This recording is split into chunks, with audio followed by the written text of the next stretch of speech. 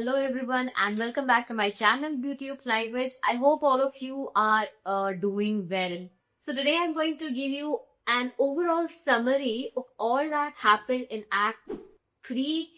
All the scenes, that's from scene 1 to scene 6, okay, in Macbeth. When I was in 12th, we had the same drama back then almost 16 years ago. So I prepared this in such a way that you get the gist of all that happened in a particular scene. And with a teaching experience of about 12 years, both ICSE and CBSE students, so I know what kind of questions are asked by exam. And in this video, I'm also going to discuss the questions that were asked last year in the boards, that is in 2025, and those that can be asked. See, drama alone will help you get around 32 marks. So if you prepare well for this part for drama, then half the battle is already won. And being an ICSE student, you know how important the character sketches are from the drama, right?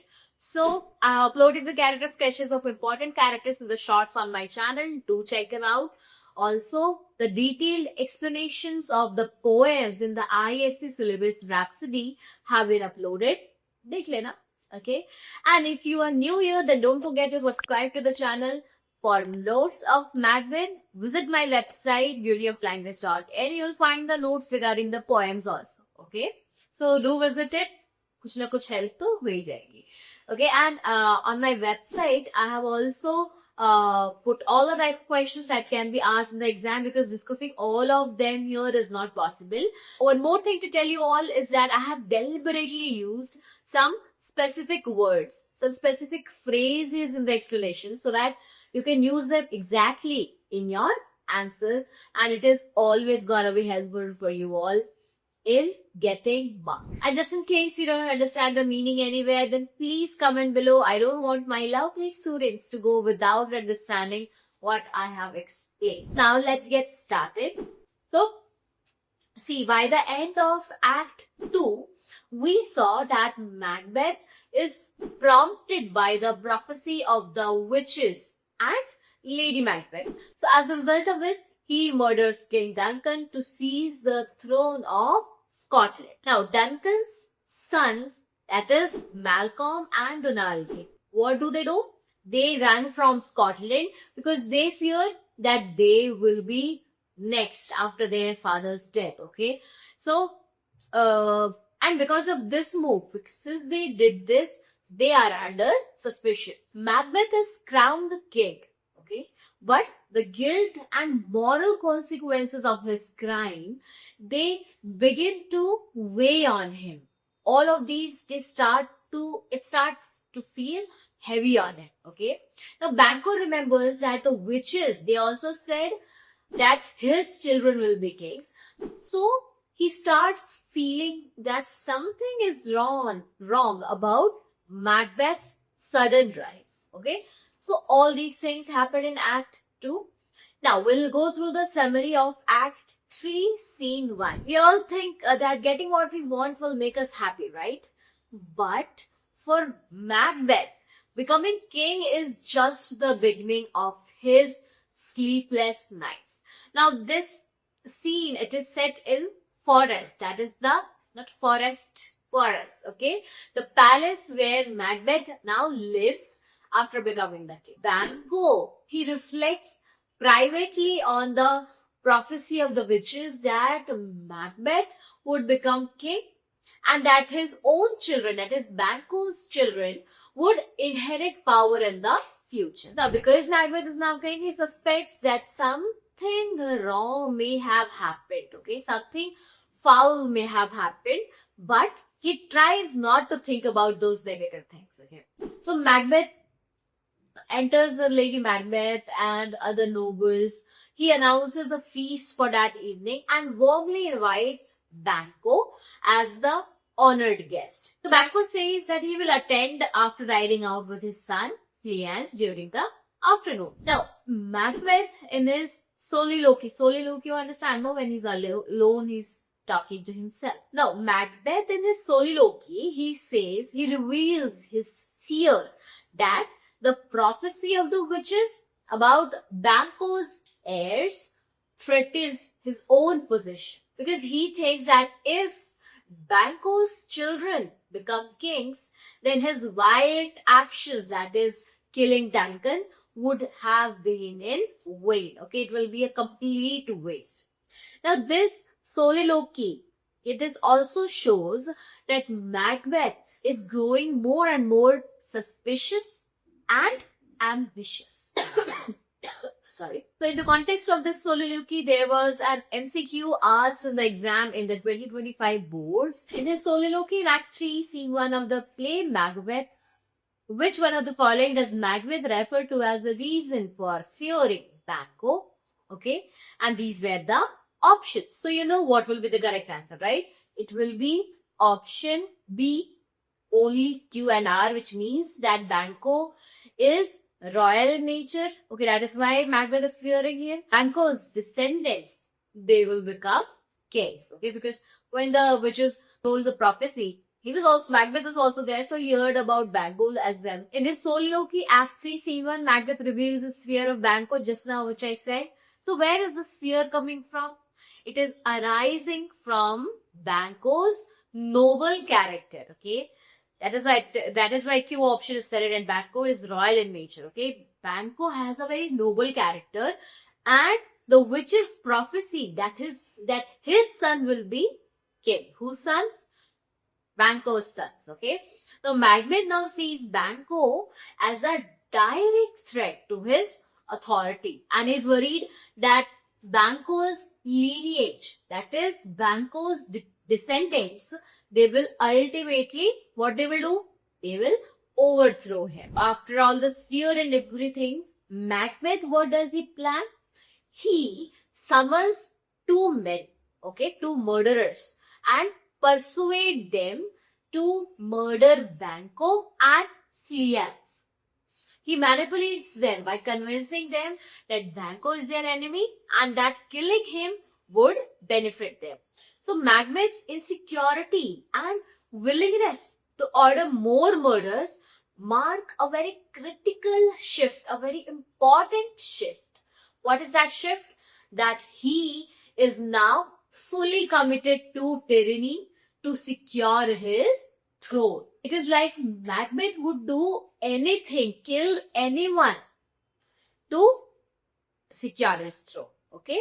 To keep his throne safe. That was all that happened in Act 3, Scene 1. Now moving ahead to Act 3, Scene 2. When you chase success at any cost, is it worth if you never sleep peacefully again? Macbeth and Lady Macbeth are starting to realize the price. See, Lady Macbeth, she enters feeling very anxious and uneasy, okay, very uncomfortable.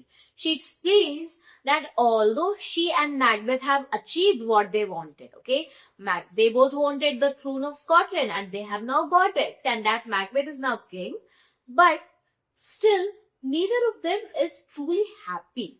Instead of peace, what is happening to them? They are now living in fear, guilt, and sleeplessness. She reflects that gaining power is completely useless if they cannot enjoy it. She sends a servant to call Macbeth, and while waiting, she speaks to herself and says that dangerous thoughts are troubling them both.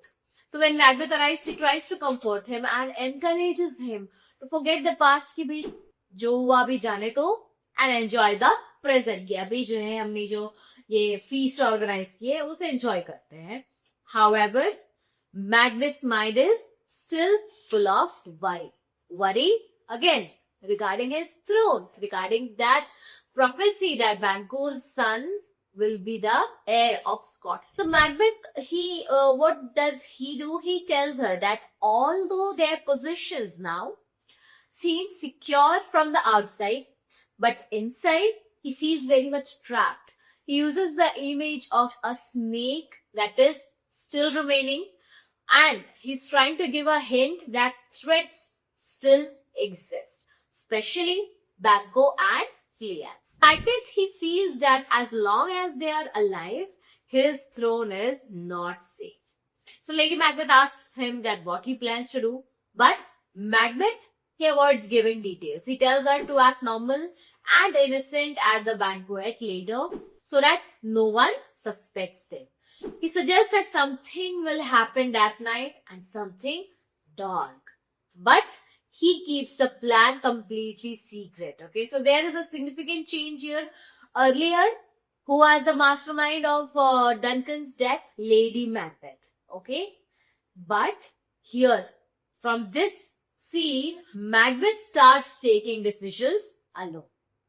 So you can be asked in about this 10 mark questions, long answer question that trace the development of Macbeth's character in Act 3. How does he change from a hesitant criminal to a confident tyrant? If you want a detailed answer for it, then let me know in the comments below. Going ahead, Lady Macbeth, she senses that something violent is happening, but Macbeth, he assures her that she will soon be proud of what he will do. So the scene ends with Macbeth, who is completely determined to secure his kingship through more bloodshed.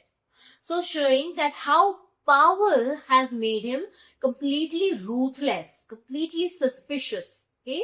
He has become paranoid. In the context of Lady Macbeth, there was another MCQ question, MCQ asked in the Boards 2025 that thoughts had all spent, where our desire is got without content. What does this quote by Lady Macbeth in Act 3, Scene 2 of the play reveal about her mental state? Okay, so what does this reveal about the mental state? So for all the options, she feels Duncan's murder was worth the effort. No, absolutely not. This is not about what we are talking here, okay? She's greedy for power. She's afraid of spending money. We are not talking anything about money here. She realizes the futility of power. Futility means what? Futility means pointlessness, uselessness. कि इतना कुछ हमने किया पर फिर भी वो उस चीज को हम एंजॉय नहीं कर पा रहे हैं. Lady Macbeth's speech, which we just discussed now, it shows that she is beginning to regret the pursuit of power. So even after becoming queen, she feels that there's no peace, there's no satisfaction. The word content here highlights the absence of what? Both happiness and fulfillment. So this shows that their ambition has left them completely empty rather than reward. It was all about Act 3, Scene 2. Now moving ahead to Act 3, Scene 3. See, when you try to solve a problem with more problems, sometimes the mess only gets bigger, and Macbeth, he learns this tonight that is in this scene.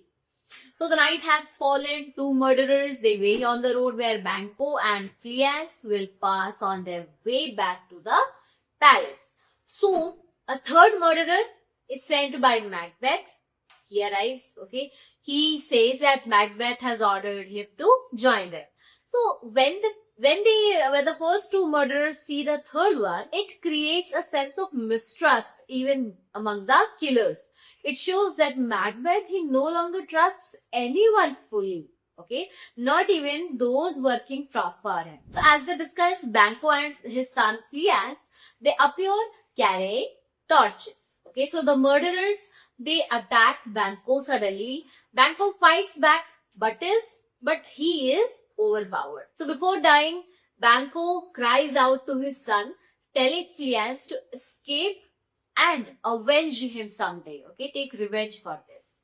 Fleance somehow manages to run away in the darkness, and the murderers, they lose track of him. So the murderers kill Banquo, but they fail to kill Fleance.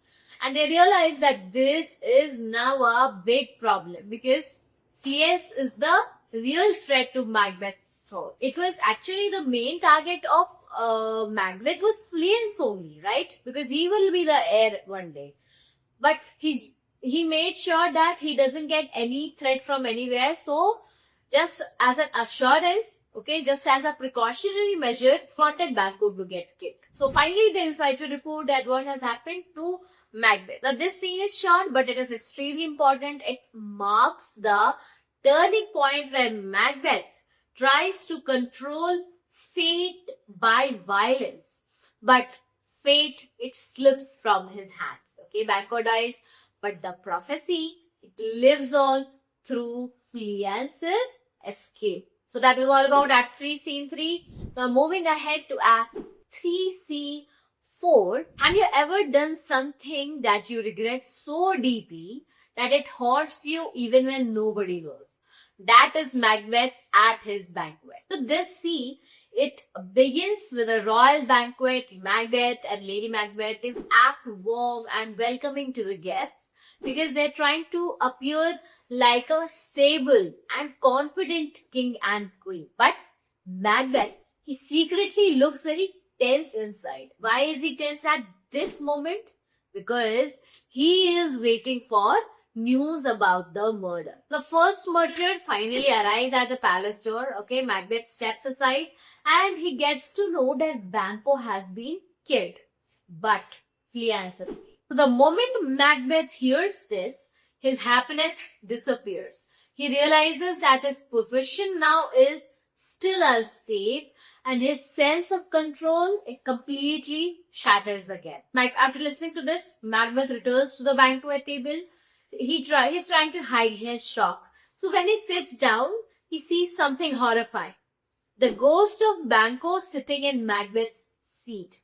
No one else can see the ghost, only Macbeth. So Macbeth starts panicking. He starts speaking to the empty chair and starts behaving strangely in front of all the guests. They all get confused and worried because they don't know what Macbeth is saying, right? So in this context, you can be asked 10 marks question that discuss the significance of Banquo's ghost in Act 3, Scene 4. Now, Lady Macbeth, she tries to save the situation, just like any good wife, right? So she tells the guests that Macbeth often has strange fits and that they should ignore it.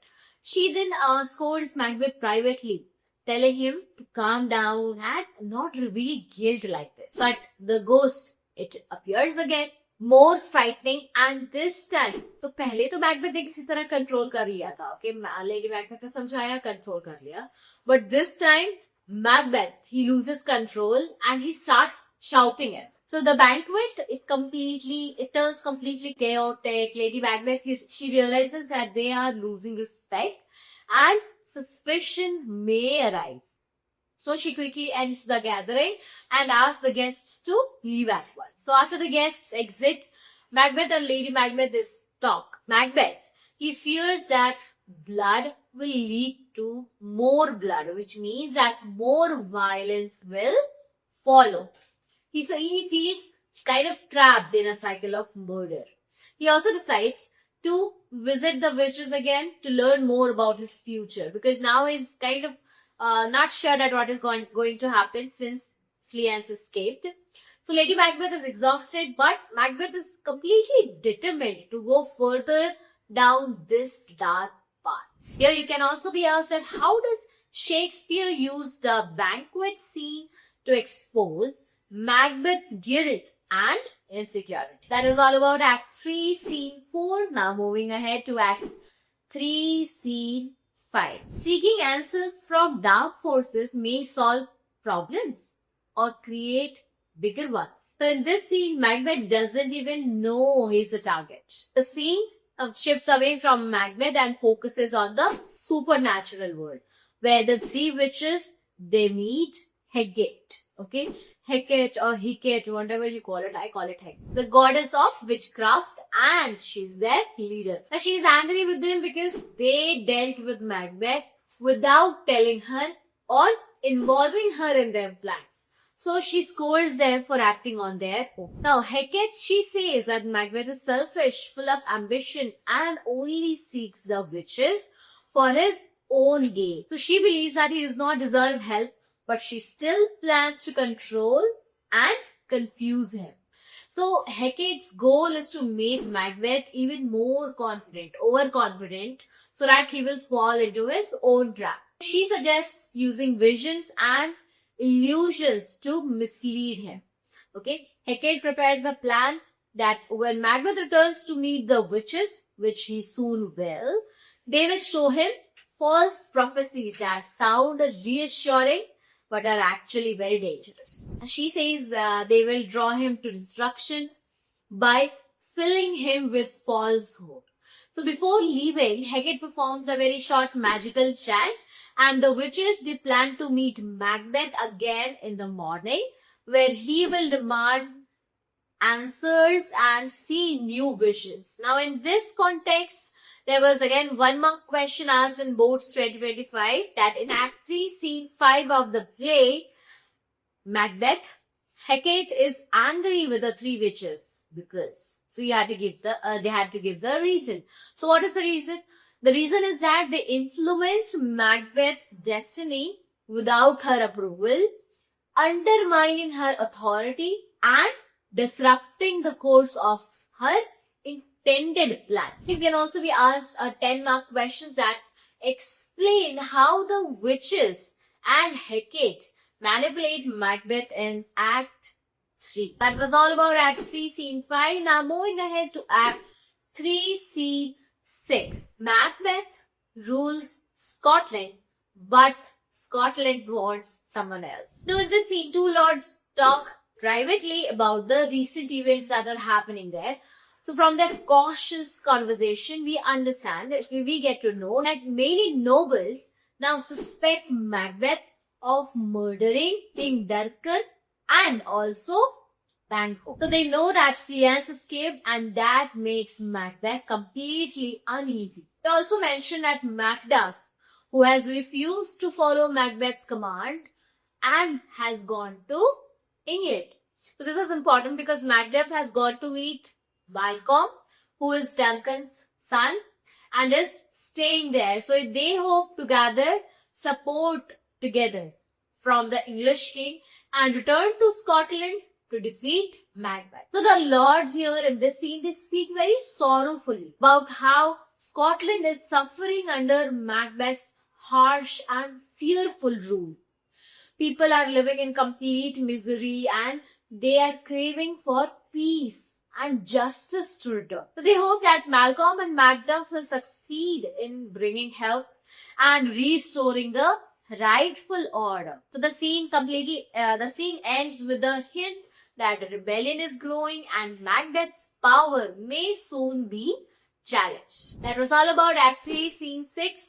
In the context of the whole Act 3, you can be asked the long answer question like, show how Act 3 prepares the ground of Macbeth's downfall. So I hope you got an overall idea of all that happened in Act 3. If you have got any queries regarding this act or any of the acts, then you can comment below. I'll answer all of them. Or if you want any video on any of the important topics in Macbeth, then do let me know.